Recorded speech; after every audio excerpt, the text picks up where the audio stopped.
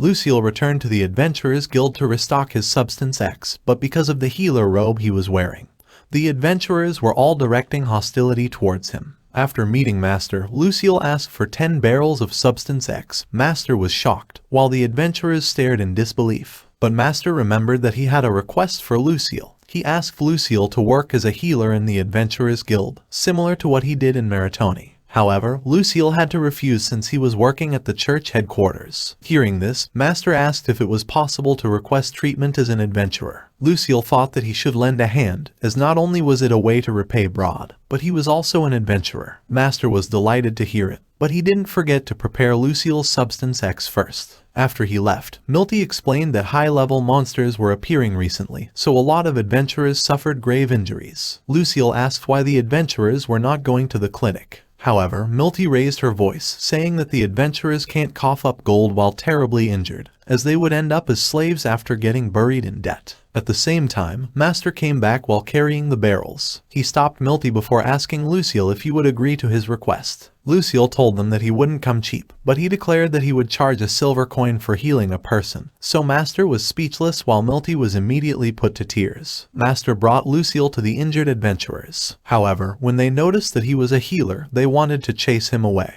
and some of them even wanted to kill him. Master wasn't happy with their attitude. He told them to quiet down while calling them fools, and then he told everyone that Lucille was the urban legend of Meritoni, the masochist zombie healer. He explained that Lucille came to heal them for 1 silver coin, and he asked anyone who had a problem with that to leave. The adventurers saw hope after hearing Master's words. They chanted masochist zombie while asking Lucille to save them. So Lucille got worried that the zombie nickname would be stuck with him forever. After gathering everyone's attention, Lucille explained that he didn't wish to take work away from the clinics, so he couldn't heal them every time, and he also asked them not to riot or attack the clinics for their expensive treatments. Afterwards, he declared that he would heal everyone under 3 conditions. First, it would be 1 silver coin per person. Second, the adventurers had to offer their help to him, the Pope, or the Valkyries if they ran into trouble. And lastly, he forbids everyone to call him any nickname that has masochists or zombies in it. The adventurers happily agreed to all the conditions, so Lucille immediately used Area High Heal to heal all of the adventurers at once. The adventurers rejoiced after recovering from their injuries, and they immediately thanked masochist Sama. Afterwards, the adventurers held a meeting to think of a new nickname for Lucille. They had trouble choosing a new name for him, and Lucille was also troubled hearing their suggested names such as the Cheap Healer, the Saint, and the Battle-Crazed Healer, but they ended up choosing Saint Weirdo even without his approval. Lucille thought that the adventurers are really bad at giving nicknames, while most of the adventurers still think that Masochist Healer is still the best. The next morning, Lucille went to visit Catlaya. She was surprised that he was later than usual, so Lucille explained that he went to see off the Valkyries. The Valkyries couldn't understand why the crowd that saw them off was so much bigger than usual, but they got even more confused when they started cheering them on while mentioning weird nicknames like Masochist Sama, Zombie Sama, and Saint Weirdo, while Lucille couldn't do anything about it. Afterwards, Lucille told Catlaya that he would be exploring the labyrinth for a whole week since he was only returning for sleep and he had plenty of food. She was against it, as she thought that it was really dangerous, but Lucille insisted on going. So all she could do was remind him not to overdo it and return at least once a week before saying that she didn't want to see him dead. To make her feel better, Lucille confidently said that he would return safely, as his motto was to make it out alive and don't die. However, Catlaya still looked worried while asking him to take care. It didn't take a week before Lucille returned from the labyrinth, and although Catlaya was surprised, she was still glad that he was safe. Afterwards, she gave Lucille all the equipment from the Pope. Lucille was really happy with his new paladin armor, but he was confused when Catlaya also gave him a pillow. So she explained that it was called Angel's Pillow, and it would help him sleep soundly and be fully refreshed the next day.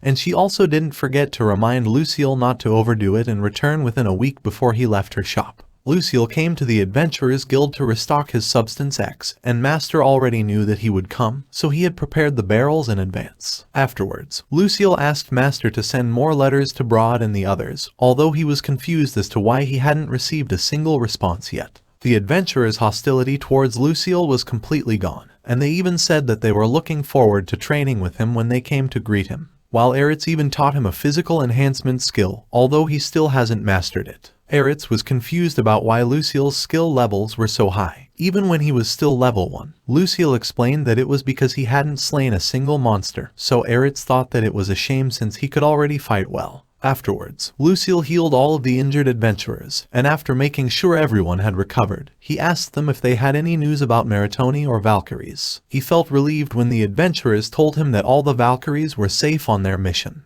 However, he felt guilty when he heard that Broad had started dragging adventurers to train with him because of Lucille's departure, and they also added that Gulgar had started making new recipes using Substance X. Lucille got nervous after hearing this, and he wondered what Gulgar was up to. The adventurers also informed him that multiple guild receptionists in Meritoni were getting married. Lucille panicked. He tried to find out who among his friends was getting married, but the adventurers had no idea who it was, so he could only speculate and wonder if it was the reason why they were not responding to his letters. He felt down that he didn't even get invited. Half a year had passed since Lucille started exploring the labyrinth. Thanks to all his training, he successfully vanquished the boss on the 30th level. After collecting the dropped items, Lucille returned to meet Catlaya. She told him that she was glad to see him safe before giving him all the points he had earned from the boss. And since he earned 426,549 points, he had enough to buy an expensive robe.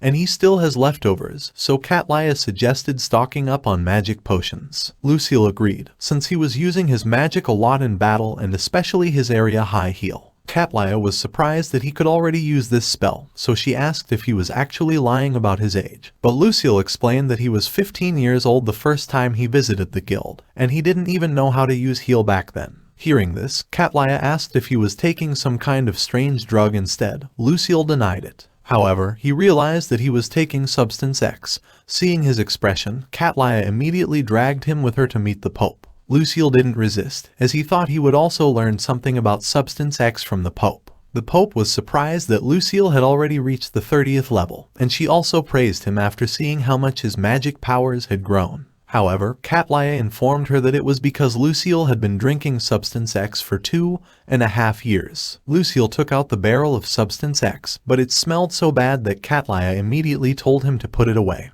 and she even thought it was poison. Lucille explained that it was not a poison, and it was produced in the Adventurers Guild by casting magic on a special item crafted by a sage. After hearing its name and that it came from the Adventurers Guild, the Pope remembered that Substance X was created to awaken people's latent talents. She explained that it was made from medicinal herbs, dragon's heart, and spirit water crafted into a pill. Lucille thought that it would be much easier to take if it was a pill. However, she explained that a sage developed a magical device to replicate the recipe at any time.